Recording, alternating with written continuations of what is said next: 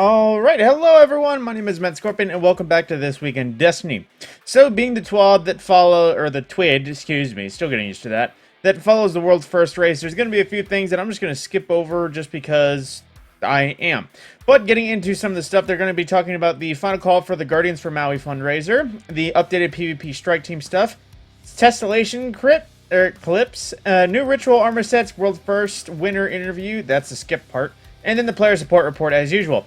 So if you were unaware of the fires, basically there was a large amount of fires on the island of Maui on the island state of Hawaii, and Bungie was doing a fundraiser to support that, and if you donate anything, or at least I believe it's buy the shirt, get the emblem, and support the fund, in case you're wondering.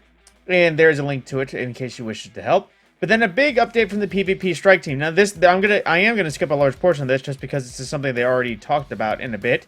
But basically they're talking about revamping PvP. One of it is the Relic game mode that's in lab for testing, and another few other modifier modes like Checkmate that'll be coming up soon.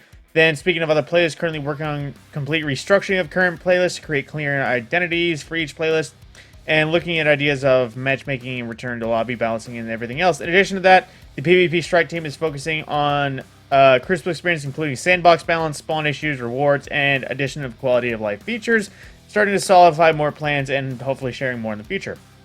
Now, in case you didn't know, a couple weeks back they mentioned that we're bringing a new ritual armor set to the Destiny 2 season. Today is the day for the following rewards can be earned, and there was an update. Basically, if you play any ritual rewards and wanted to grind for some armor, by the way, cool looking armor, this is almost like a sect of Veritas Hive skeletal armor, in case you were looking for the theme. But it's very cool looking. It's slight raptor, it's almost Ghost of the Deep-esque, like Ghost of the Deep the location, as opposed to the Taken King set. And it's pretty much earnable from any playlist activity. And then as well, the Tessellation Fusion Rifle. Of course, they're doing a sort of movie of the week. Basically, any clips featuring the Tessellation pre-order exotic, in case you wanted to have some fun with it and do some mixed movies, go for it. And of course, the same guy who won that same guy, I'm not even going to mention his name just because he annoys me so much. Sal Greppo won, well, I just said I wasn't going to say his name, but he annoys me so much, I figure I might as well make it.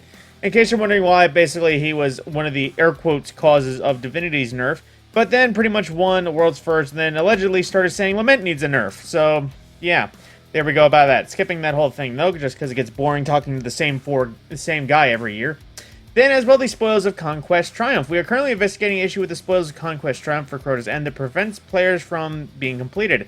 This issue will be resolved in an upcoming update. And the Ritual of Violence Season 3 Challenge. Description of Week 3 Seasonal Challenge, Ritual of Violence is incorrect. Players can complete this challenge by rapidly defeating targets and ritual playlists. The Special Deliveries Kiosk. Beginning with the launch of Season of the Witch, items such as the pre-order rewards and Secret Stash bundles have moved off of the Cryptarch to a Special Deliveries Kiosk in the tower. Players missing items should view this for available rewards. New Light players will continue to accept these rewards from Shaw Han in the Crucible, just in case. And now the Known Issues article. We're continuing to investigate various known issues. Here's a list of the latest issues that were reported in the help forum. We're investigating issues of players not receiving Crota's End contest mode emblem within the expected time frame and complete conditions. The Season of the Deep sonar station vendor no longer offers bounties, preventing completion of the weekly aquatic operation challenge. Players in lock loadout activities can be kicked to orbit when attempting to swap out mods or cosmetics on their items. Due to an issue, the Eidolon Ally auto rifle can no longer be pulled from collections. Some weapons from Crota's End do not have firing audio. Some players haven't been able to progress to the new light tower hangar and unlock full tower. Also, fun fact, Crota's End, apparently some of the guns don't shader right with their glows.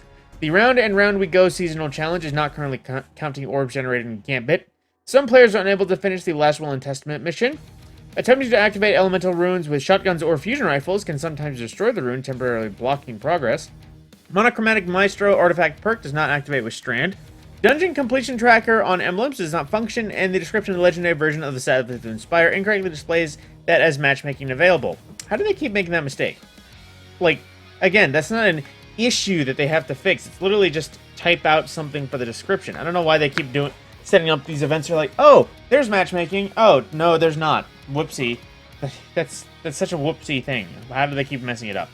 Then, of course, that is pretty much the full extent of the 12 with anything worthwhile. Nice art of the week, and feel sad for the gatekeeper, but the Knight of Galron, the Nightmare of Galron keeping him company. And of course, Crota getting excited for people to come play with him. That's honestly cute as hell, oddly enough.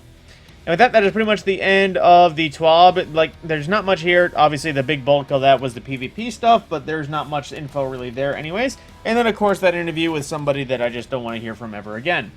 On that note, my name is Matt Scorpion, and I'll see you in the next video.